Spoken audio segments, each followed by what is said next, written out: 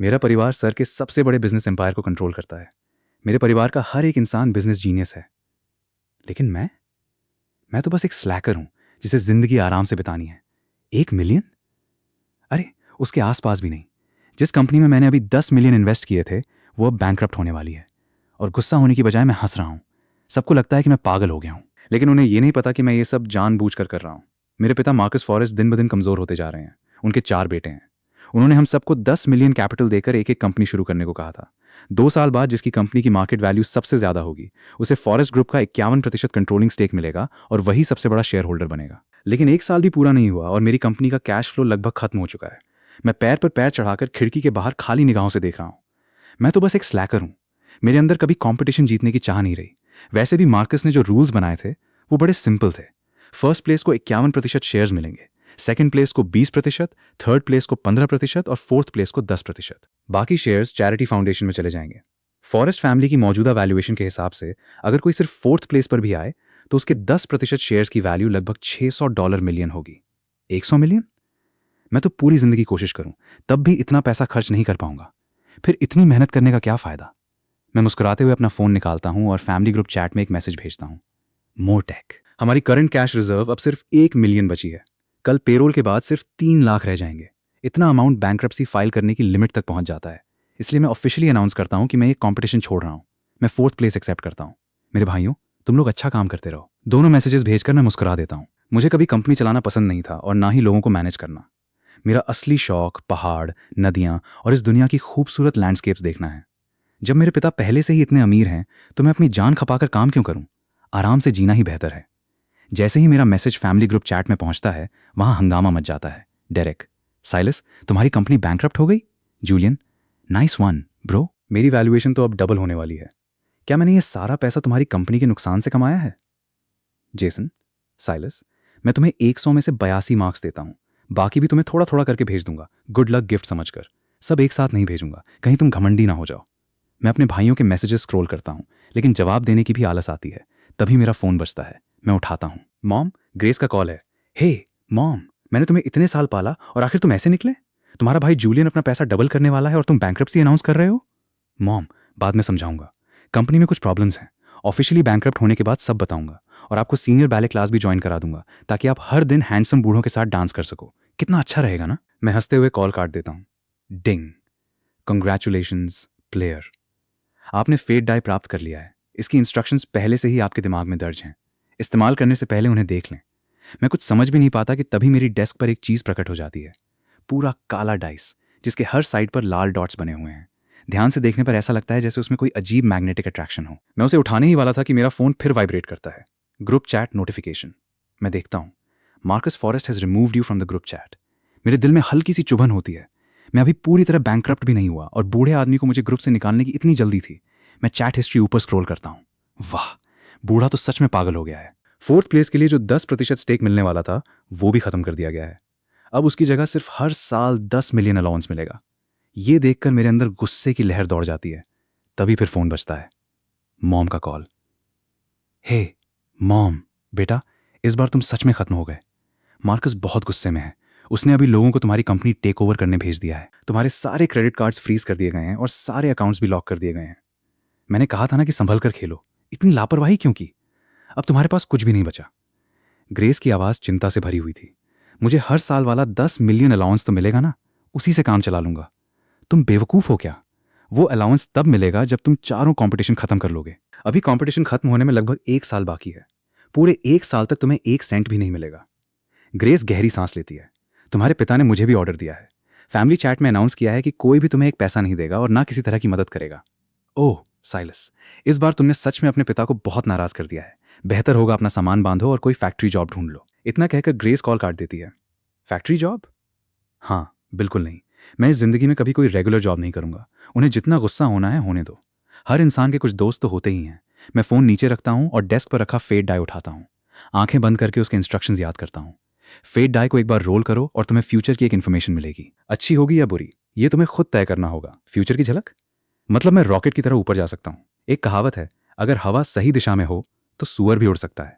और अगर मुझे पहले से इनसाइडर इन्फॉर्मेशन मिल जाए तो पैसा कमाना तो बच्चों का खेल हो जाएगा। ये सोचकर मैं फेट डाई को डेस्क पर फेंक देता हूं। डाइस हल्की रोशनी से चमकता है और लगभग 1 मिनट तक घूमने के बाद रुक जाता है। मैं झुक कर देखता हूँ। 4 डेज बाद meridia stock market circuit breaker hit करेगा। इसके बाद क्रूड ऑयल फ्यूचर्स क्रैश होकर लगभग $55 तक गिर जाएंगे। क्रूड ऑयल फ्यूचर्स शॉर्ट करो। प्राइस गिरकर 37 तक पहुंच जाएगी। ये 2 लाइंस कुछ पल तक हवा में दिखाई देती हैं और फिर गायब हो जाती हैं। मैं गहरी सोच में डूब जाता हूँ। लेकिन अभी मेरी कंपनी के अकाउंट में सिर्फ लगभग 1 मिलियन बचे हैं और पेरोल कभी भी देना पड़ेगा। अब क्या करूं? Borrow money. सबसे पहले मेरे दिमाग में जूलियन का नाम आता है। पूरे परिवार में वही है जिससे मेरी सबसे अच्छी बनती थी। मैं उसका नंबर डायल करता हूँ। साइलस, आज कैसे याद किया? मुझे कुछ पैसे बोरो करने हैं। साइलस, कितने चाहिए? उसकी बात सुनकर मैं मुस्कुरा देता हूँ। मुझे पता था मेरा छोटा भाई मेरा साथ देगा। ज्यादा नहीं, बस 5 मिलियन। कंपटीशन खत्म होने के बाद और डैड से अलाउंस मिलने पर लौटा दूंगा। सीरियसली? 5 मिलियन? साइलस, तुम्हें लगता है तुम अभी भी फैमिली के गोल्डन बॉय हो? तुम्हें तो घर से निकाल दिया गया है। 5 मिलियन भूल जाओ। अगर तुम अभी मुझसे 50,000 भी मांगो तो मुझे 2 बार सोचना पड़ेगा कि तुम वापस कर भी पाओगे या नहीं। चलो, हम हाफ ब्रदर्स हैं, इसलिए मैं तुम्हें 10,000 भेज देता हूँ, पुराने रिश्ते की खातिर। मैं गुस्सा होने ही वाला था कि उसने कॉल काट दिया। कुछ ही पल बाद वीचैट पर नोटिफिकेशन आता है। मैं खोल कर देखता हूँ। सच में जूलियन ने $10,000 भेजे थे, साथ में एक मुस्कुराता हुआ इमोजी भी। मेरा चेहरा उतर जाता है। ये 10,000 तो सीधा सीधा मेरी बेइज्जती है। लेकिन मेरे पास अभी सिर्फ कुछ दर्जन डॉलर्स ही बचे हैं, क्योंकि मुझे कभी सेविंग करने की आदत नहीं थी। मजबूरी में मुझे ट्रांसफर एक्सेप्ट करना पड़ता है। पुराने समय में एक महान जनरल ने भी अपमान सहकर बाद में दुनिया जीत ली थी। आज मैं ये 10,000 एक्सेप्ट करता हूँ और आखिर में पूरा खेल पलट दूंगा। मैं ट्रांसफर एक्सेप्ट करके उसे भी एक स्माइलिंग इमोजी भेज देता हूँ। Thanks Julian. जूलियन तुरंत रिप्लाई करता है, थैंक मी मत कहना, वो 10,000 भी तुम्हारे किसी काम नहीं आने वाले। तभी मेरा फोन फिर बजता है। इस बार क्रिस्टल का कॉल था। क्रिस्टल एक प्रिंट मॉडल है और मेरी गर्लफ्रेंड भी। जब से हम रिलेशनशिप में आए उसने काम करना छोड़ दिया और उसके सारे खर्च मैं ही उठाता था। मैं सोचने लगता हूं कि जब उसे पता चलेगा कि मैं लगभग बैंकरप्ट हो चुका हूं तो उसका रिएक्शन क्या होगा। हे बेब, तुमने कल मुझे गुच्ची बैग दिलाने का प्रॉमिस किया था और आज मैंने पूरा नया आउटफिट भी ले लिया है। क्रिस्टल की आवाज़ में हमेशा की तरह शरारत थी। उसकी आवाज़ सुनते ही मैं सीधा बैठ जाता हूँ। इतने लंबे समय से साथ होने के बावजूद मैं कभी उससे बोर नहीं हुआ। क्रिस्टल हमेशा सब कुछ नया और एक्साइटिंग बनाए रखती थी। उसके साथ हर रात हनीमून जैसी लगती थी। लेकिन अगले ही पल मुझे अपनी हालत याद आ जाती है। मैं अब वो गोल्डन बॉय नहीं रहा। बेब, क्या तुम थोड़ी देर बाद मुझे लेने आ सकती हो? आज कंपनी की सारी कार्स यूज में हैं और बैग की बात कुछ दिनों बाद करते हैं। अभी थोड़ी मनी प्रॉब्लम चल रही है। मैं हकलाते हुए बोलता हूँ। उसकी आवाज़ से एक्साइटमेंट पूरी तरह गायब हो चुकी थी। वो थोड़ी नाराज लग रही थी। फाइन, जैसा तुम्हारी मर्जी। मैं आउटफिट भी नहीं खोलूंगी, फिर कभी सही। इतना कहकर क्रिस्टल भी कॉल काट देती है। मैं इस बात पर ज्यादा ध्यान नहीं देता। ऑफिस की फ्लोर टू सीलिंग विंडो के पास खड़ा होकर क्लाउड सिटी को आखिरी बार देखता हूँ। फिर अपना सामान बॉक्स में रखकर नीचे चला जाता हूँ। ऑफिस के बाहर गेट के सामने वही सफेद मर्सिडीज खड़ी थी जो मैंने क्रिस्टल के लिए खरीदी थी। क्रिस्टल मुझे हाथ में सामान का बॉक्स लिए देखकर हैरान रह जाती है। घर चलकर बात करते हैं। मैं डोर खोलकर पीछे वाली सीट पर बैठ जाता हूँ और आंखें बंद कर लेता हूँ। पूरे रास्ते हम दोनों में से कोई कुछ नहीं बोलता। घर पहुंचकर मैं बॉक्स फर्श पर रखता हूँ और सीधे सोफा पर गिर जाता हूँ। क्रिस्टल मेरी तरफ देखती है। तुम्हें हुआ क्या है? कुछ तो गड़बड़ है। आज मैं उसके आउटफिट पर जरा भी रिएक्ट नहीं करता। आमतौर पर अगर वो इतनी छोटी स्कर्ट पहनती तो मैं उसी पर टूट पड़ता। लेकिन आज मैं ना कुछ करता हूँ ना कुछ बोलता हूँ। मैं बैंकरप्ट हो गया हूँ। मैं आंखें बंद किए हुए धीरे से कहता हूँ, क्या तुम मजाक कर रहे हो, है ना? क्रिस्टल तुरंत मेरे पास आकर मेरे दोनों हाथ कसकर पकड़ लेती है। मैं सीरियस हूँ। क्रिस्टल तुरंत कुछ नहीं बोलती। पहले उसे यकीन करना था कि मैं सच कह रहा हूँ या नहीं। उसके बाद ही वो तय करेगी कि उसे कैसे रिएक्ट करना है। हम दोनों चुपचाप सोफा पर बैठे अपने अपने फोन स्क्रॉल करते रहते हैं। डैम इट, ये सब सच है। तुम इतने बुरे हाल में कैसे पहुंच गए कि अपने भाई से सिर्फ 10,000 बोरो करने पड़े? क्रिस्टल सोशल मीडिया स्क्रॉल करते करते अचानक ट्रेंडिंग टॉपिक्स देख लेती है। लगभग हर खबर मेरे बारे में थी। मैं फोन लेकर देखता हूँ। Latest on the forest group inheritance war. Silas forest, family का दूसरा बेटा, कंपटीशन से सबसे पहले बाहर। ब्रेकिंग न्यूज, फॉरेस्ट ग्रुप के दूसरे बेटे को फैमिली से निकाल दिया गया। बताइए, आखिर फॉरेस्ट फैमिली की दौलत की जंग कौन जीतेगा? हर पोस्ट इसी तरह की थी।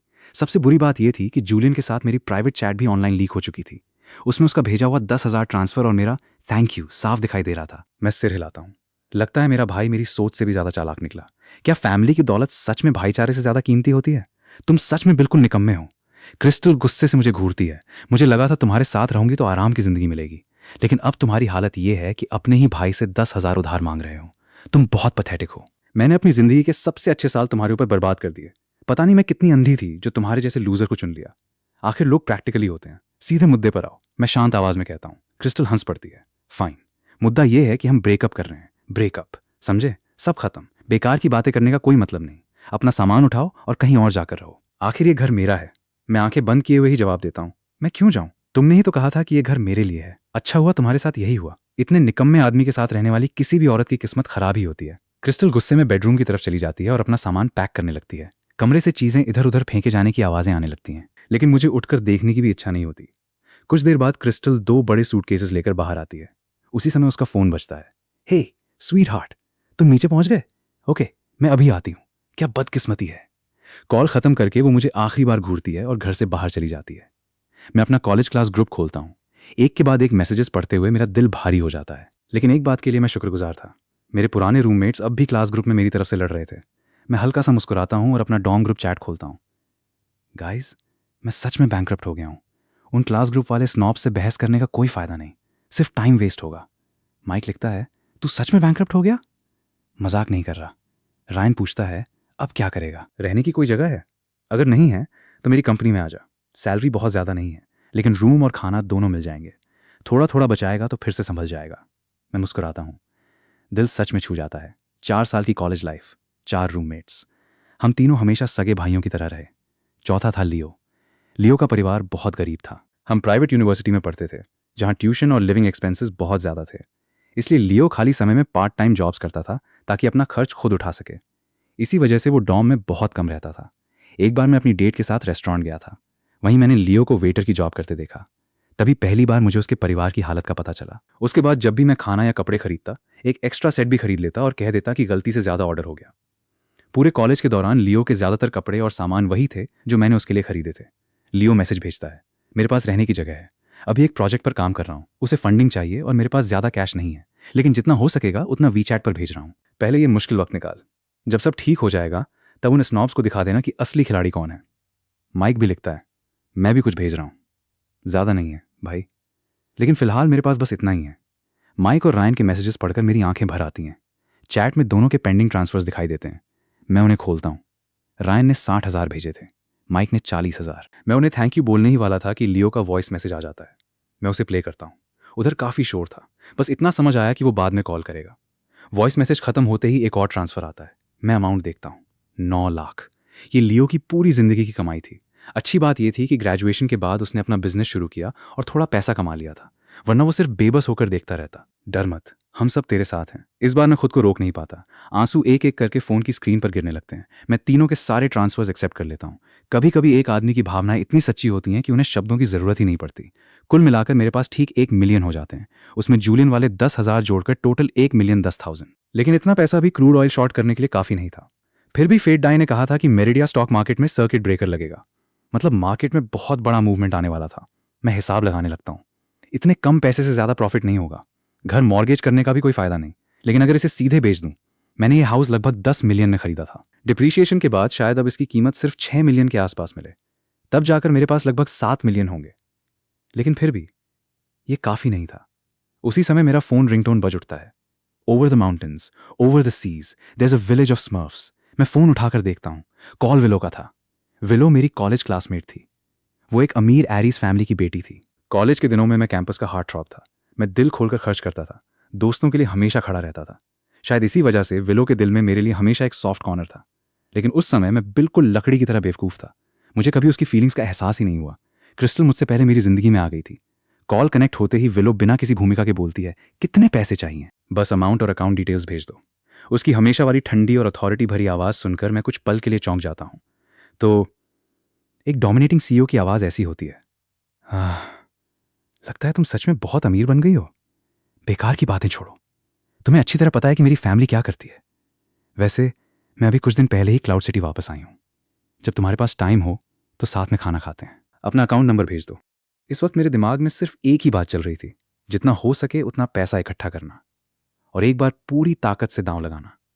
अगर फेट डाई की दी हुई इनसाइडर इंफॉर्मेशन सच निकली तो इसमें कोई शक नहीं, मैं बहुत बड़ी दौलत कमाने वाला हूं। और अगर ये झूठ निकली तो भी कोई फर्क नहीं पड़ेगा। इनहेरिटेंस कंपटीशन खत्म होने के बाद मुझे वैसे भी अपना एनुअल अलाउंस मिल जाएगा और मैं सबका पैसा आराम से वापस कर दूंगा। मैं तुरंत अपना अकाउंट नंबर विलो को भेज देता हूँ। कुछ ही पल बाद मेरे फोन पर बैंक का मैसेज आता है। Account ending in 8,888 has received a transfer of 6 million. 6 million. मेरी आंखें फैल जाती हैं। हिसाब लगाऊं तो अब मेरे पास 7 मिलियन है और हाउस बेचने के बाद लगभग 6 मिलियन और मिल जाएंगे, कुल 13 मिलियन। लेकिन अभी भी काफी नहीं। मैं तुरंत ग्रेस को कॉल करता हूँ। फ़ोन काफ़ी देर तक रिंग होने के बाद उठता है। क्या चाहिए तुम्हें? फिजूल खर्च? मुझे पैसे चाहिए। नहीं। ग्रेस सिर्फ एक शब्द में मेरी सारी उम्मीदें खत्म कर देती हैं। आप मेरी माँ हैं। अगर मैं बर्बाद हो गया तो क्या आपको लगता है आप ठीक रहेंगी? मेरे पास अभी एक बहुत बड़ा मौका है। जितना भी उधार दे सकती हैं जल्दी भेज दीजिए। अगर मैं हार गया तो फॉरेस्ट फैमिली से मिलने वाला मेरा पूरा एनुअल अलाउंस आपको दे दूंगा, एक एक पैसा। लेकिन अभी मुझे तुरंत पैसों की ज़रूरत है। दूसरी तरफ कुछ देर तक खामोशी छाई रहती है। ग्रेस साफ सोच रही थी। फिर उसने सिर्फ 2 शब्द कहे, अकाउंट नंबर। इतना कहकर उसने कॉल काट दिया। मैं अकाउंट नंबर भेजते ही कुछ ही पलों में मेरे अकाउंट में 6 मिलियन आ जाते हैं। थोड़ी देर बाद फिर 7 मिलियन का एक और ट्रांसफर आता है। इसके साथ ही उसका मैसेज भी आता है, ये मेरी पूरी जमा पूंजी है। जो भी करो तुम्हारे पिता को पता नहीं चलना चाहिए, वरना मैं भी मुश्किल में पड़ जाऊंगी। मैं सिर्फ एक जवाब भेजता हूँ, ओके। अब मेरे पास कुल 26 मिलियन थे। इंटरनेशनल फ्यूचर्स मेरे लिए कोई नई चीज़ नहीं थी। पहले भी मैं इसमें काफ़ी पैसा गंवा चुका था, इसलिए बाद में छोड़ दिया था। मुझे याद था कि मेरा अकाउंट अभी भी मार्जिन लेवरेज सपोर्ट करता है। अगर सब कुछ फेड डाई की प्रिडिक्शन के मुताबिक हुआ तो 50 बाई लेवरेज के साथ मेरी बाइंग पावर सीधे 1.3 बिलियन तक पहुंच जाएगी। डैम। अगर मैं करीब $55 पर क्रूड ऑयल फ्यूचर शॉर्ट करूं और ऑयल नेगेटिव टेरिटरी में पहुंचने से पहले एग्जिट करूं, मैं तुरंत कैलकुलेटर उठाता हूं। होली हेल, लगभग 1.6 बिलियन का प्रॉफिट। ये तो मुझे सीधा आसमान पर पहुंचा देगा।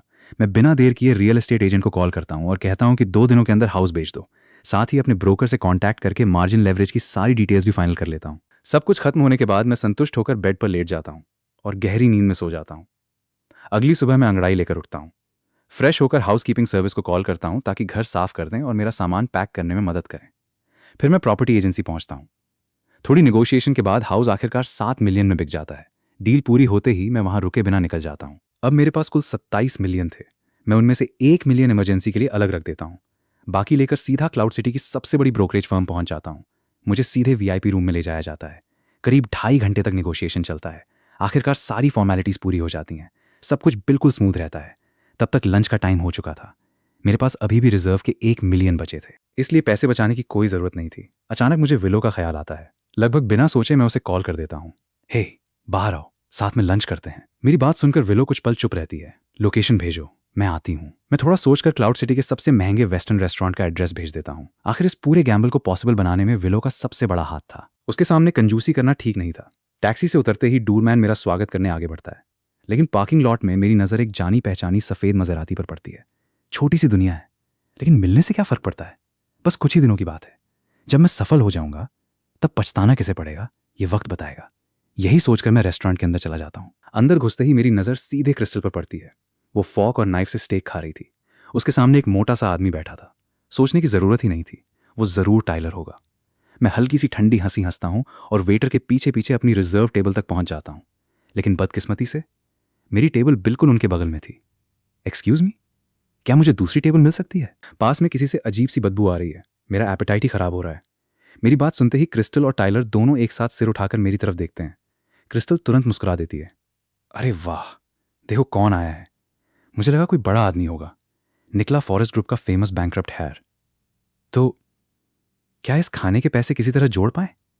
यहाँ एक मील की कीमत 10,000 से भी ज्यादा होती है। उसी समय रेस्टोरेंट का दरवाजा खुलता है। सफेद गाउन पहने विलो अंदर आती है। स्वीट हार्ट, एक कहावत है ना, भूखा ऊंट भी घोड़े से बड़ा होता है। आज की न्यूज नहीं देखी?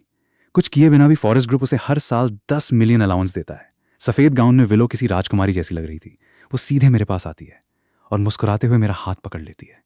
पास खड़ा वेटर पूरी तरह हैरान रह जाता है, क्योंकि विलो इस रेस्टोरेंट की ओनर थी और उसने आज तक किसी भी आदमी के साथ इतनी नजदीकी कभी नहीं दिखाई थी। My miss Sinclair, good evening, waiter हकलाते हुए बोलता है। विलो हल्का सा हाथ हिलाती है। हमारे लिए सबसे अच्छी रेड वाइन लाओ, बाकी खाना तुम अपनी तरफ से डिसाइड कर लो। Yes miss. वेटर तुरंत वहां से चला जाता है। इधर टाइलर के चेहरे का रंग उड़ चुका था। उसकी अपनी कंपनी जरूर थी, लेकिन सबसे अच्छे साल में भी उसका प्रॉफिट मुश्किल से 1 मिलियन तक पहुंचा था। विलो जैसी औरत के सामने उसकी कोई औकात नहीं थी। क्रिस्टल सामने बैठी विलो को देखती रह जाती है। उसके दिल में जलन साफ दिखाई दे रही थी। उसे समझ ही नहीं आ रहा था कि एक बैंकरप्ट हायर में अब भी ऐसा क्या था जो इतनी खूबसूरत और सफल औरत उसके साथ खड़ी थी। क्रिस्टल ताने मारते हुए हंसती है। वाह, बैंकरप्ट होने के बाद भी हमारा छोटा हेयर अपना चर्म दिखाना नहीं भूला। पहले फैमिली का पैसा उड़ाया, अब नई लड़की मिल गई जो इसे पाल रही है। विलो अपनी हंसी रोकते हुए मुंह पर हाथ रखती है। मैं इसे पाल रही हूं? वो मुस्कुराती है। एक कहावत है, भूखा ऊंट भी घोड़े से बड़ा होता है। ओल्ड मिस्टर फॉरेस्ट ने खुद अनाउंस किया है कि साइलस को हर साल 10 मिलियन अलाउंस मिलेगा। 10 मिलियन? उतना कमाने में तुम्हें कितने साल लगेंगे? मैं विलो की तरफ देखकर मुस्कुरा देता हूं। विलो, छोड़ो भी। 10 मिलियन कोई बड़ी बात नहीं है। आखिर मिस्टर टाइलर तो हर साल कई 100,000 कमाते हैं। उनसे अपनी तुलना करेंगे तो हमारी ही बेइज्जती होगी। मैं बिल्कुल सपाट चेहरे के साथ बैठकर खाना खाने लगता हूं। चलो खाना खाते हैं, मूड खराब मत करो। क्रिस्टल अचानक घबरा जाती है। रुको, तुम्हें अभी भी हर साल 10 मिलियन अलाउंस मिलता है? तुमने मुझे पहले क्यों नहीं बताया? और मैंने मैंने तो इसी वजह से घर भी छोड़ दिया। उसके चेहरे पर साफ पछतावा दिखाई देता है। न्यूज़ में तो यही लिखा था कि मुझे फैमिली से निकाल दिया गया है। उसे क्या पता था कि एनुअल अलाउंस अब भी इतना बड़ा था। मैं उसकी बात का कोई जवाब नहीं देता। उसके बगल में बैठा टाइलर पहले ही शर्म से सिर झुका चुका था। कुछ ही देर में वेटर एक महंगी रेड वाइन लेकर आता है। उसके पीछे कई स्टाफ लगातार डिशेस लेकर आने लगते हैं। क्रिस्टल हमसे बहुत पहले आई थी, लेकिन उसका ऑर्डर अब तक पूरा नहीं आया था। वो गुस्से में वेटर से बोलती है, ये कैसा रेस्टोरेंट है? हम पहले आए थे, फिर भी हमारा खाना पूरा नहीं आया, और इन्हें इतना सब कुछ मिल रहा है। क्या तुम लोग हमें नीचा दिखा रहे हो? विलो आराम से हाथ हिलाती है। जाओ, इनकी पूरी टेबल का बिल भी मैं पे करूंगी। इनके लिए और खाना भेजो। इन्हें अच्छी तरह खिला देना। फिर उसने ठंडी आवाज में कहा, और अगली बार अगर डोरमैन इस औरत को देखे तो इसे अंदर मत आने देना। अब से हम इसका बिजनेस नहीं करेंगे। इतना कहकर विलो आराम से विंटेज रेड वाइन की एक सिप लेती है, क्योंकि ये मेरा मूड खराब कर रही है। क्रिस्टल अभी भी कुछ कहना चाहती थी, लेकिन टाइलर उससे और बेइज्जती नहीं सह पाया। वो तुरंत क्रिस्टल का हाथ पकड़कर उसे रेस्टोरेंट से बाहर ले गया। बाहर निकलते ही टाइलर गुस्से में बोला, वो विलो है, उसकी दौलत सैकड़ों मिलियंस में है। तुम उससे लड़ोगी? तुम्हें पता भी है सिंक्लेयर कैपिटल की वैल्यू कितनी है। पूरा रेस्टोरेंट उसी के फैमिली का है। क्रिस्टल की आंखें पूरी तरह फैल जाती हैं। उनके जाने के बाद रेस्टोरेंट का माहौल शांत हो जाता है, लेकिन हमारे बीच एक अजीब सी खामोशी फैल जाती है। काफी समय हो गया था मैं और विलो आखिरी बार मिले हुए। कुछ पल तक हम दोनों में से कोई भी कुछ नहीं बोलता, जैसे दोनों को समझ ही नहीं आ रहा हो कि बात कहां से शुरू करें। आखिरकार विलो ही इस अजीब सी खामोशी को तोड़ती है। तो अब बताओ, तुम्हें इतने पैसों की जरूरत किस लिए थी? और वो औरत क्यों कह रही थी कि तुमने अपना हाउस बेच दिया? अब तुम रहोगे कहां? मैं नैपकिन उठाकर अपना मुंह साफ करता हूं। कुछ दिनों बाद मैं क्रूड ऑयल फ्यूचर शॉर्ट करने वाला हूं। अभी तक करीब 20 मिलियन जुटा चुका हूं। मैं हल्का सा मुस्कुरा देता हूं। अगर ये प्लान सफल हो गया तो फिर मुझे बॉस कहकर बुलाना शुरू कर देना, और अगर फेल हो गया तो फिर पहले की तरह साइलस ही कहना। हाँ, तुम्हारे भेजे हुए पैसे मुझे धीरे धीरे वापस करने पड़ेंगे, मैं हंसते हुए कहता हूं। या फिर ऐसा करते हैं, मैं खुद को ही तुम्हें दे देता हूं। मजाक कर रहा हूं। लेकिन मेरी ये बात सुनकर विलो के दिल में एक पल के लिए अजीब सी उम्मीद जाग उठती है। उसे अचानक लगा, काश ये इन्वेस्टमेंट फेल हो जाए, क्योंकि अगर ऐसा हुआ तो शायद उसका खुद को उसे सौंप देना उसे सच में बुरा नहीं लगेगा। तुम कैसी बातें कर रहे हो? विलो का चेहरा हल्का सा लाल हो जाता है। किसने कहा कि मुझे तुम्हारा ऑफर चाहिए? वो नजरें चुराते हुए आगे कहती है, लेकिन तुम अपना इतना सारा पैसा क्रूड ऑयल फ्यूचर्स शॉर्ट करने में लगा रहे हो। तुम्हें डर नहीं लगता कि सब कुछ खो दोगे? विलो को फ्यूचर्स ट्रेडिंग की थोड़ी बहुत जानकारी थी। ज्यादातर ट्रेडर्स फ्यूचर्स का इस्तेमाल रिस्क हेज करने के लिए करते हैं, लेकिन मेरे जैसे इंसान के पास हेज करने के लिए कोई फिजिकल कमोडिटी नहीं थी। अगर मेरा अंदाजा गलत निकला तो मैं पूरी तरह बर्बाद हो जाऊंगा। मैं हल्की सी मुस्कान के साथ उसकी तरफ देखता हूं। मैं पहले ही सबसे नीचे पहुंच चुका हूं। अब डरने के लिए बचा ही क्या है? मेरा गट फीलिंग आमतौर पर गलत नहीं होता। मैं बस एक बार इस पर भरोसा करके देखना चाहता हूं। वर्स्ट केस, सब कुछ हार जाऊंगा और फिर कोई फैक्ट्री जॉब कर लूंगा। सबका पैसा धीरे धीरे वापस चुका दूंगा। मैं गहरी सांस छोड़ता हूं। सच कहूं, मैंने कभी भी अपने भाइयों से इनहेरिटेंस के लिए लड़ना नहीं चाहा। मेरे हिसाब से तो 600 मिलियन ही मेरे और मॉम के लिए पूरी जिंदगी आराम से जीने के लिए काफी थे। मुझे कभी समझ ही नहीं आया कि आखिर इतनी लड़ाई किस बात की थी। विलो धीरे धीरे मेरी कुर्सी के और करीब आकर बैठ जाती है। वो मेरी आंखों में देखते हुए धीरे से कहती है, मुझे तुम पर भरोसा है। जो करना है पूरे दिल से करो। अगर हार भी गए तो हार गए। तुम्हें सपोर्ट करना मेरे लिए कोई मुश्किल बात नहीं है। मैं तुम्हारी मॉम का भी पूरा ख्याल रखूंगी। और वो कुछ पल के लिए रुकती है, फिर शर्माते हुए धीमी आवाज में कहती है, हमारे जो भी बच्चे होंगे वो तुम्हारा ही सरनेम रखेंगे। इतना कहते ही विलो का चेहरा पूरी तरह लाल हो जाता है। कॉलेज के दिनों में मेरे पास तुम्हारे करीब आने का कितना अच्छा मौका था, लेकिन कोई और मुझसे पहले तुम्हें अपने साथ ले गया। इस बार चाहे कुछ भी हो जाए, मैं हिम्मत नहीं हारूंगा। विलो अपनी बात पूरी भी नहीं कर पाती कि मैं धीरे से अपना हाथ उसके होंठों पर रख देता हूं। थैंक यू, लेकिन पहला कदम तुम्हें नहीं उठाना चाहिए। बस कुछ दिन मेरा इंतजार करो। कन्फेस मैं करूंगा। मैं खुद तुम्हें अपने दिल की बात बताऊंगा। हम दोनों बिना कुछ बोले एक दूसरे के बिल्कुल करीब बैठे रहते हैं। उस पल विलो की बस एक ही ख्वाहिश थी, काश समय यहीं रुक जाए। अगर ऐसा हो सकता तो वो चाहती कि ये पल हमेशा के लिए इसी तरह ठहर जाए। घर पहले ही बिक चुका था। मेरा सारा सामान भी पैक हो चुका था, इसलिए मैं क्लाउड सिटी के सबसे शानदार होटल में पूरे 1 महीने के लिए एक लग्जरी स्वीट बुक कर लेता हूँ। फेट डाई की प्रेडिक्शन सच होने में अब सिर्फ कुछ घंटे बाकी थे। मैं अपना लैपटॉप तैयार करता हूँ, साथ में खाने पीने का पूरा इंतजाम भी कर लेता हूँ। इरादा साफ था, जब तक सब कुछ खत्म नहीं हो जाता मैं इसी रूम से बाहर नहीं निकलूंगा। आखिरकार वो दिन आ जाता है। इंटरनेशनल क्रूड ऑयल मार्केट खुलते ही प्राइस लगभग $5-6 पर बैरल के आसपास घूम रही थी। थोड़ी सी गिरावट के बाद वो $5-5 के नीचे आने लगती है। मैं बिना एक पल गंवाए अपना पूरा 26 मिलियन लगा देता हूँ, 50 बाय लेवरेज के साथ। मेरे अकाउंट की टोटल बाइंग पावर अब 1.3 बिलियन थी। अगर इस बार क्रूड ऑयल सच में नेगेटिव टेरिटरी तक गिर गया तो मैं सीधा आसमान छूने वाला हूं। और अगर नेगेटिव तक नहीं भी गया, सिर्फ $1 तक गिर गया, तब भी मेरी जीत बहुत बड़ी होगी। उसी समय मेरिडिया स्टॉक मार्केट भी खुल जाती है। शुरुआत में मार्केट बहुत धीरे धीरे चलती है, लेकिन अचानक सीधे नीचे गिरने लगती है। गिरावट इतनी तेज थी कि मुझे रिएक्ट करने का भी मौका नहीं मिला। मैं लालच नहीं करता, भले ही ऑयल और नीचे जा सकता था, लेकिन अगर प्राइस नेगेटिव में सेटल होती तो कुछ कॉम्प्लिकेशंस भी हो सकते थे। इसलिए मैं सोच समझकर अपना टेक प्रॉफिट थोड़ा सुरक्षित लेवल पर सेट कर देता हूं।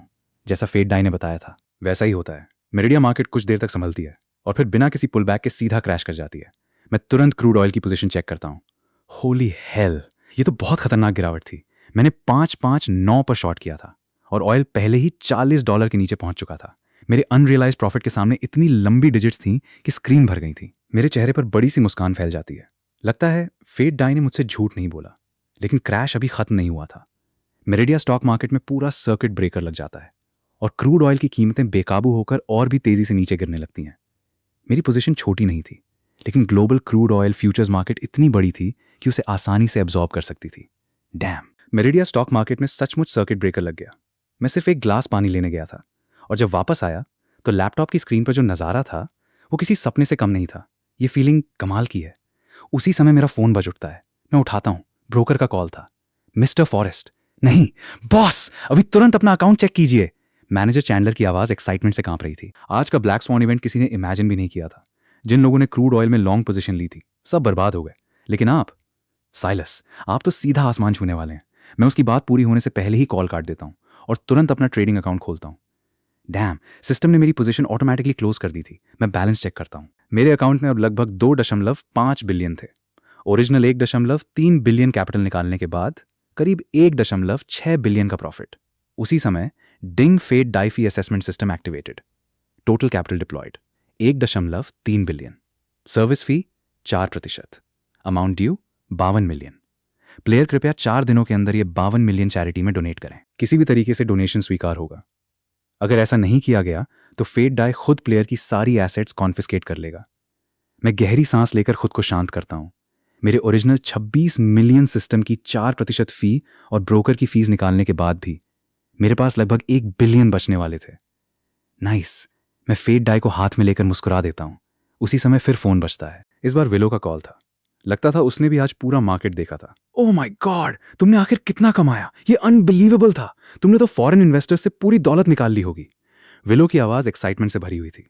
अगर सब कुछ सच में मेरी प्रेडिक्शन के मुताबिक हुआ था तो उसे भी यकीन था कि मैंने बहुत बड़ा प्रॉफिट कमाया होगा। मैं मुस्कुराते हुए जवाब देता हूं। कैपिटल और फीस निकालने के बाद करीब 1 बिलियन, और मैंने डिसाइड किया है 52 मिलियन सुमारा के एक गरीब इलाके की मदद के लिए डोनेट करूंगा। साथ ही 100 मिलियन अलग रखकर साइलस फाउंडेशन बनाऊंगा। इस फाउंडेशन का मकसद माउंटेन विलेजेस के गरीब बच्चों की एजुकेशन में मदद करना होगा। मेरी बात सुनकर विलो कुछ देर तक बिल्कुल चुप रह जाती है। उसे सिर्फ इस बात की खुशी नहीं थी कि मैं अमीर बन गया। उसे सबसे ज्यादा खुशी इस बात की थी कि इतना पैसा कमाने के बाद भी मैं लोगों की मदद करने के बारे में सोच रहा था। उसकी नज़रों में मैं अब लगभग परफेक्ट बन चुका था। वैसे विलो, क्या तुम्हें फाइनेंस में कोई अच्छा इंसान पता है? मुझे फाउंडेशन मैनेज करने के लिए किसी केपेबल पर्सन की ज़रूरत है। विलो कुछ पल सोचती है। हाँ, कब चाहिए? मेरी एक बहुत अच्छी फ्रेंड है। उसने विदेश के एक टॉप फाइनेंस प्रोग्राम से ग्रेजुएशन किया है। वो बहुत केपेबल है। Great, thanks. अभी मुझे सबसे पहले ऐसा रीजन चुनना है जिसे मदद की सबसे ज़्यादा ज़रूरत है। कॉल खत्म हो जाता है। विलो समझ चुकी थी इतना बड़ा पैसा कमाने के बाद अब मेरी जिंदगी बहुत व्यस्त होने वाली थी। मैं सारा का मैप खोलता हूँ। 52 मिलियन सुनने में बहुत बड़ी रकम लगती थी, लेकिन किसी पूरे रीजन की मदद करने के लिए ये उतनी भी बड़ी नहीं थी। मैं कुछ देर तक सोचता रहता हूँ। फेड डाई मेरे पास था। भविष्य की ऐसी अपॉर्चुनिटीज आगे भी मिलती रहेंगी, इसलिए मुझे जल्दबाजी करने की जरूरत नहीं थी। मैंने फैसला किया, सबसे पहले क्लाउड सिटी को बेहतर बनाने में मदद करूंगा। मैं स्पिरिट माउंटेन काउंटी का ऑफिशियल कॉन्टैक्ट नंबर ढूंढकर वहां कॉल करता हूँ। उन्हें अपने डोनेशन के बारे में बताता हूँ। ऑफिशियल्स ये खबर सुनकर बेहद खुश हो जाते हैं और तुरंत मीटिंग का टाइम तय कर देते हैं। मैं खुशी खुशी ब्रोकरेज से अपना पूरा मार्जिन डिपॉजिट वापस लेता हूँ। साथ ही मैनेजर चैंडलर को 5,000 का बोनस भी देता हूँ। मैं ज़रूरत से ज़्यादा नहीं देता, क्योंकि मुझे पता था इस डील से उसे कमीशन भी काफ़ी मिलने वाला था। उसके बाद मैं अपने तीनों रूममेट्स को उनका पैसा डबल करके वापस भेज देता हूँ। जहाँ तक विलो की बात थी, मेरे पास उसका अकाउंट नंबर नहीं था, इसलिए उसे पैसे लौटाने की कोई जल्दी नहीं थी। अब आगे हमारी मुलाकातें होती ही रहेंगी, इतनी रकम कोई बड़ी बात नहीं थी। मैं कुछ पल सोचता हूँ, फिर फ़ोन उठाकर जूलियन को एक 0,0,0,0,0 ट्रांसफ़र कर देता हूँ। साथ में एक मैसेज भेजता हूँ, thanks little brother. Crude oil short से हुआ मेरा प्रॉफिट शायद तुम्हारी कंपनी की कमाई से कई दर्जन गुना ज़्यादा है। इसके बाद मैं अपना अकाउंट बैलेंस का स्क्रीनशॉट भेज देता हूँ और उसी पल जूलियन को ब्लॉक करके डिलीट भी कर देता हूँ। जो इंसान भाईचारे की कीमत नहीं समझता, उसके साथ रिश्ता रखने का कोई मतलब नहीं था। सब कुछ खत्म होने के बाद मैं बेड पर लेटकर छत की तरफ देखने लगता हूँ। क्या ये सब सिर्फ किस्मत थी, या सच में भगवान ने मुझे कोई अनमोल खजाना दे दिया था? हो सकता है मैं अपनी कंपनी चला नहीं पाया, लेकिन इस एक फैसले ने इतिहास बदल दिया था। साइलस अपना फ़ोन बंद कर देता है। अब उसे इस बात की बिल्कुल परवाह नहीं थी कि जब जूलियन को उसके प्रॉफिट का पता चलेगा तो उसके चेहरे का रंग कैसा होगा, और उसके तीनों रूममेट्स भी शायद उतने ही हैरान होने वाले थे। वो आराम से बिस्तर पर लेटकर सो जाता है। आखिर पूरे दिन ट्रेड मॉनिटर करते करते उसका पूरा शरीर तनाव से भर गया था। वो पूरी तरह थक चुका था। कॉन्ग्रेचुलेशंस प्लेयर, आप बिलियनियर प्रोग्राम के लिए क्वालिफाई कर चुके हैं। हमें उम्मीद है कि आप इस दौलत का इस्तेमाल अच्छे कामों के लिए करेंगे और गरीबी में जी रहे लोगों की जिंदगी बदलेंगे। ये शब्द उसके सपने में गूंजते रहते हैं और आगे चलकर यही साइलस की जिंदगी का सिद्धांत बन जाते हैं। यही सोच उसे सारा का सबसे बड़ा फिलांथ्रोपिस्ट बनने की राह पर ले जाएगी।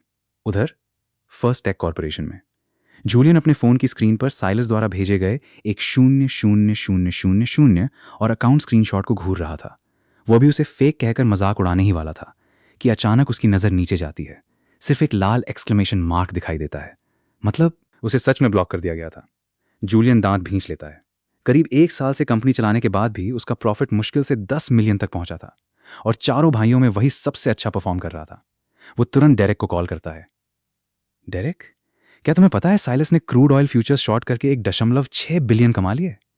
जूलियन बिना घुमाए फिराए सीधे मुद्दे पर आता है। क्या बकवास कर रहे हो? तुम्हें लगता है वो इडियट ऐसा कर सकता है? और मान भी लिया तो उसके पास इतना कैपिटल आया कहां से? डेरेक बिल्कुल लापरवाही से जवाब देता है। उसकी नज़र में साइलस अब सिर्फ एक बेघर इंसान था। लेकिन डेरेक, मैंने खुद उसका अकाउंट स्क्रीनशॉट देखा है। उसके बाद उसने मुझे ब्लॉक भी कर दिया। तुम चाहो तो खुद मैसेज करके देख लो। जूलियन की आवाज़ में बेचैनी साफ थी। असल बात यह नहीं थी कि कोई और पैसा कमा रहा था। उसे सबसे ज़्यादा तकलीफ तब होती थी जब कोई उससे ज़्यादा सफल हो जाता था। बस करो, इतना मत सोचो, हमें सिर्फ फॉरेस्ट ग्रुप अपने हाथ में लेना है। कंट्रोल मिल गया तो फिर जो चाहेंगे करेंगे। इतना कहकर डेरेक कॉल काट देता है। उधर मेरिडिया स्टॉक मार्केट का सर्किट ब्रेकर और क्रूड ऑयल का नेगेटिव टेरिटरी तक गिरना दिन की सबसे बड़ी इकोनॉमिक हेडलाइन बन चुका था। हर बड़ी मीडिया कंपनी लगातार इस खबर पर आर्टिकल्स छाप रही थी। इन्फ्लुएंसर्स बाद में एक्सपर्ट बनकर एनालिसिस दे रहे थे और कमेंट सेक्शन लोगों के दुखों से भर चुका था। यार, फ्यूचर्स ट्रेड करके उल्टा बैंक का हजारों का कर्ज चढ़ गया।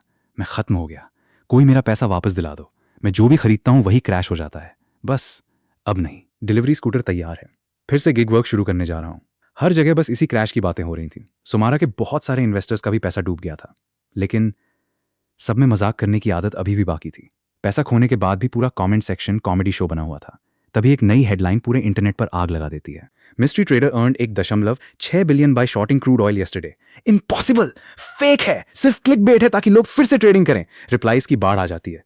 ओरिजिनल पोस्टर तुरंत जवाब नहीं देता। कुछ देर बाद वो साइलस के ट्रेडिंग अकाउंट का स्क्रीनशॉट पोस्ट कर देता है। देख लिया, लेजेंड सच में होते हैं।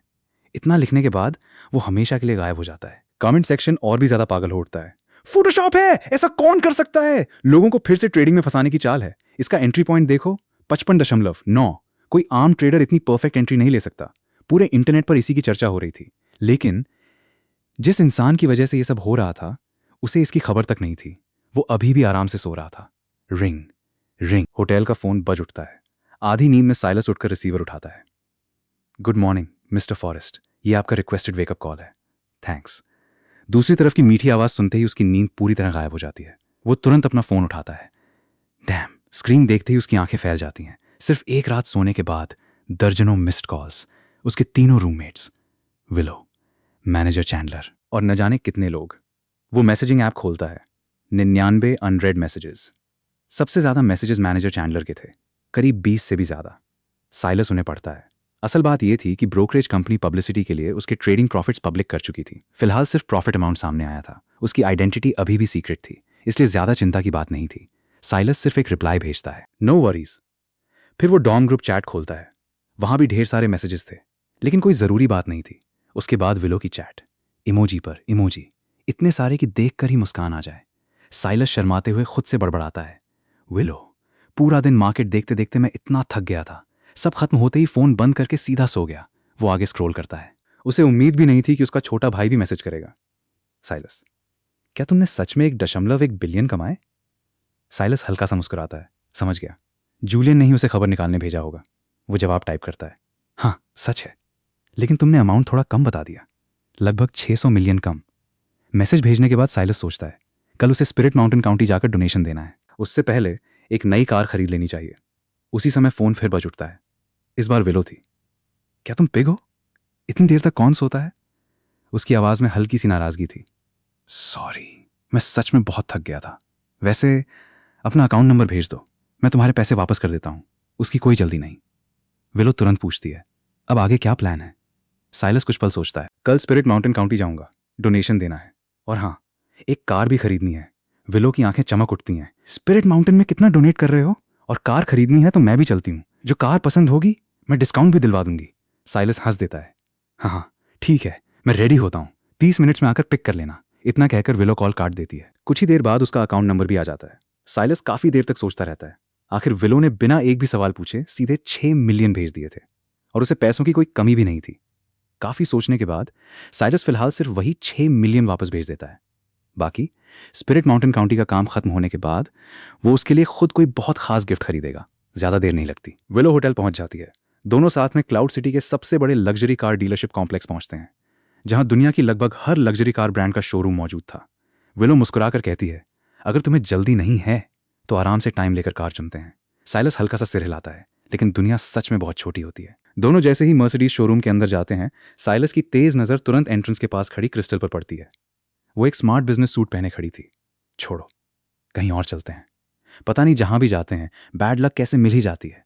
साइलस अचानक रुक जाता है और विलो का हाथ पकड़ लेता है। डरने की कोई जरूरत नहीं है, तुम यहाँ कार खरीदने आए हो। एक एक्स गर्लफ्रेंड की वजह से अपना मूड क्यों खराब कर रहे हो? हम यहाँ तक आ ही गए हैं तो देख ही लेते हैं। वैसे भी जी वैगन हमेशा तुम्हारी फेवरेट कार रही है ना? इतना कहकर विलो उसके जवाब का इंतजार किए बिना उसे शोरूम के अंदर खींच ले जाती है। क्रिस्टल उन्हें देखते ही दांत भींच लेती है। अरे वाह, हमारा छोटा गिगोलो तो आखिर एक रिच शुगर मामा ढूंढ ही लाया। अब तो बड़ा फर्क आ गया है ना? लगता है अब कार खरीदने की भी औकात हो गई। क्रिस्टल के लहजे से साफ पता चल रहा था कि वो दोनों से ढंग से बात करने वाली नहीं थी, लेकिन साइलस और विलो ने उसे ऐसे इग्नोर किया जैसे वो वहां मौजूद ही न हो। दोनों सीधे उसके पास से निकलकर शोरूम के अंदर चले गए। विलो हमेशा की तरह अधिकार भरे अंदाज में पूछती है, क्या आपके पास जी वैगन स्टॉक में है? इतना सुनते ही क्रिस्टल तुरंत उनकी तरफ दौड़कर आ जाती है। आखिर जी वैगन की कीमत मिलियन से भी ज्यादा थी और ऊपर से मार्कअप भी लगता था। पूरे स्टोर में सबसे ज्यादा कमीशन इसी मॉडल पर मिलता था। यस मैम है। क्रिस्टल मुस्कुराते हुए आगे बढ़ती है। साइलस को इससे कोई फर्क नहीं पड़ता, लेकिन विलो की भौएं हल्की सी सिकुड़ जाती हैं। क्या यहाँ कोई काम भी करता है? दिखाई नहीं दे रहा कि कस्टमर आए हैं? विलो बाकी सेल्स स्टाफ की तरफ आवाज लगाती है। सभी लोग चौंक जाते हैं, क्योंकि रूल के हिसाब से जिस सेल्स पर्सन की ड्यूटी होती है वही कस्टमर को हैंडल करता है, और इस वक्त क्रिस्टल की ड्यूटी नहीं थी। ऊपर से साफ दिख रहा था कि ये कस्टमर क्रिस्टल से कार खरीदना ही नहीं चाहता। तभी एक आदमी जल्दी से दौड़ता हुआ आता है। हेलो सर, मैम, मैं विक्टर स्टर्लिंग हूँ, यहाँ का सेल्स मैनेजर। आज मैं आपकी क्या मदद कर सकता हूँ? विलो दोबारा पूछती है, क्या जी वैगन स्टॉक में है? मुझे ऐसी कार चाहिए जिसे आज ही ड्राइव करके ले जा सकूं, और इस औरत को मुझसे दूर रखिए। इसे देखते ही मेरा शॉपिंग करने का मूड खत्म हो जाता है। विलो क्रिस्टल की तरफ इशारा करती है। विक्टर को दोनों के बीच क्या हुआ है ये तो समझ नहीं आता, लेकिन वो एक बात अच्छी तरह जानता था, कस्टमर हमेशा सही होता है, और जो कस्टमर जी वैगन खरीदने आया हो उसे कौन खोना चाहेगा? विक्टर तुरंत क्रिस्टल की तरफ मुड़ता है। क्या कस्टमर से ऐसे बात की जाती है? ब्रेक रूम में जाओ, बाद में तुमसे बात करता हूं। फिर वो मुस्कुराते हुए विलो की तरफ मुड़ता है। मैम, हमारे पास एक fully loaded black G wagon है जिसे आप आज ही ड्राइव करके ले जा सकती हैं, लेकिन जैसा कि आपको पता होगा इस मॉडल पर मार्कअप लगता है। साइलस हाथ हिलाकर कहता है, चलो पहले कार देख लेते हैं। उधर क्रिस्टल गुस्से से भरी हुई ब्रेक रूम में चली जाती है। तो क्या हुआ अगर उसे रिच शुगर मामा मिल गई? गिगोलो आखिर गिगोलो ही रहेगा। उसके को वर्कर्स भी उसके आसपास इकट्ठा हो जाते हैं। आखिर अगर इतनी बड़ी सेल हो गई तो कमीशन भी बहुत बड़ा मिलने वाला था। क्रिस्टल ताना मारते हुए कहती है, वो कोई बड़ा आदमी नहीं है, फॉरेस्ट ग्रुप का दूसरा बेटा है जिसे फैमिली से निकाल दिया गया। कुछ दिन पहले अपने भाई से सिर्फ 10,000 उधार मांग रहा था। यकीन होता है? क्रिस्टल बिना रुके साइलस की बुराई करती रहती है। मजे की बात यह थी कि वो झूठ भी नहीं बोल रही थी, इसलिए पूरा रूम गॉसिप से भर जाता है। दूसरी तरफ विक्टर दोनों को डिस्प्ले कार तक ले आता है। साइलस अंदर बैठकर टेस्ट करता है। नॉट बैड, वही पुराना फैमिलियर फीलिंग है। उसकी पिछली कार भी मर्सिडीज जी वैगन थी, लेकिन वो फॉरेस्ट ग्रुप के नाम पर रजिस्टर्ड थी। कंपनी बैंकरप्ट होने के बाद उसने कभी उसे वापस लेने की कोशिश भी नहीं की, बस वहीं छोड़ दिया था। वो कार से उतरकर कहता है, यही वाली चाहिए। प्राइस तैयार करके मेरे पास आ जाइए। और हाँ, मुझे एक सेडान भी चाहिए, मेबच या एस क्लास, दोनों में से कोई भी चलेगी। विक्टर खुशी से मुस्कुराता है। सर, कल ही ब्रांड न्यू मेबच S450 आया है, मैं आपको दिखाता हूँ। साइलस सिर हिलाता है। देखने की जरूरत नहीं है, सिर्फ इतना बताइए, क्या आज ही डिलीवरी मिल जाएगी? अगर दोनों कार्स आज मिल सकती हैं तो टोटल प्राइस बनाकर मेरे पास आइए, मैं दोनों अभी लेकर जाऊंगा। ऑफ कोर्स सर, बिल्कुल। मैम, आप आराम से बैठिए, मैं अभी प्राइसिंग तैयार करके आता हूँ। विक्टर भागता हुआ फाइनेंस ऑफिस चला जाता है। दोनों लग्जरी कार्स पर मार्कअप था और दोनों की टोटल प्राइस बनती थी 41,30,000। कुछ देर बाद विक्टर इनवॉइस लेकर लौट आता है। सर, दोनों कार्स की टोटल प्राइस 41,30,000 है। मैंने कंपनी से आपके लिए स्पेशल डिस्काउंट भी दिलवा दिया है, एक्स्ट्रा अमाउंट राउंड ऑफ कर दिया है, साथ में कॉम्प्लीमेंट्री एक्सेसरीज, प्रोटेक्टिव कवर्स और कई एड ऑन सर्विसेज भी फ्री हैं। विक्टर की आंखों में खुशी साफ दिखाई दे रही थी। अगर ये डील हो गई तो सिर्फ कमीशन से ही उसकी अच्छी कमाई होने वाली थी। साइलस बिना सोचे अपना कार्ड निकाल देता है। कार्ड चार्ज कर दीजिए और अपने 2 स्टाफ को कार्स क्लाउड इन होटल तक पहुंचाने भेज दीजिए। कीज फ्रंट डेस्क पर साइलस फॉरेस्ट के नाम से छोड़ देना। जी सर। विक्टर कार्ड लेकर फाइनेंस ऑफिस की तरफ भाग जाता है। कार्ड का एंडिंग नंबर था 88882। पेमेंट प्रोसेस होते ही फाइनेंस क्लर्क की आंखें फटी की फटी रह जाती हैं। विक्टर, मैं सपना तो नहीं देख रहा? Ones, tens, hundreds, thousands, 10,000s, 100,000s।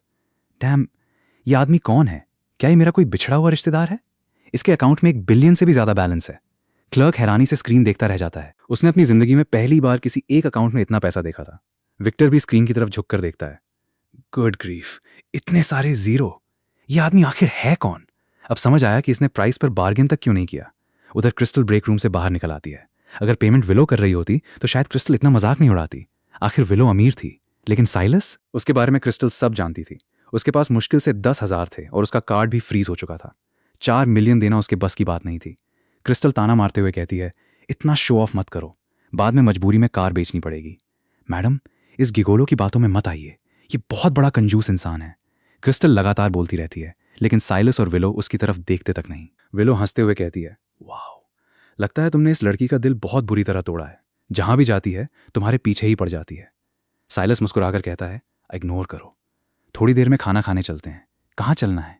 आज ट्रीट मेरी तरफ से। विलो सिर हिला देती है। क्रिस्टल फिर ताना मारती है, वाह, बड़े अमीर बन रहे हो, पॉकेट में 20,000 भी हैं या नहीं? तभी अचानक पूरे शोरूम में एक जोरदार थप्पड़ की आवाज गूंजती है। विक्टर पेमेंट रिसीट लेकर दौड़ता हुआ आता है और क्रिस्टल को डांटते हुए कहता है, तुम आखिर बोल क्या रही हो? ये हमारे सबसे बड़े वीआईपी कस्टमर हैं। इनके अकाउंट में 1 बिलियन से भी ज्यादा बैलेंस है और तुम कह रही हो कि ये खाना भी अफोर्ड नहीं कर सकते? इतना सुनते ही पूरा शोरूम एकदम शांत हो जाता है। क्रिस्टल वहीं की वहीं जम जाती है। क्या? 1 बिलियन? ये कैसे हो सकता है? कुछ दिन पहले तक इसके पास सिर्फ 10,000 थे। अपने भाई से भीख मांग रहा था। ऐसा कैसे हो सकता है? विक्टर का गुस्सा अब हद पार कर चुका था। क्या तुम्हारी इससे कोई दुश्मनी है? अपनी आंखें खोलकर खुद देख लो। वो इनवॉइस क्रिस्टल के मुंह पर दे मारता है। क्रिस्टल कांपते हाथों से इनवॉइस उठाकर देखती है। उसकी नजर कार्ड नंबर पर जाती है, एंडिंग 48। वो कार्ड वो अच्छी तरह पहचानती थी। यही साइलस का अकाउंट था। जब दोनों रिलेशनशिप में थे तब बैंक मैनेजर खुद ये कार्ड लेकर आया था। साइलस इसी कार्ड में लाखों रुपए रखता था और क्रिस्टल खुलकर शॉपिंग करती थी। इम्पॉसिबल, ये बिल्कुल इम्पॉसिबल है। अगर ये पैसा सच में है भी तो ये इसका नहीं हो सकता। जरूर उस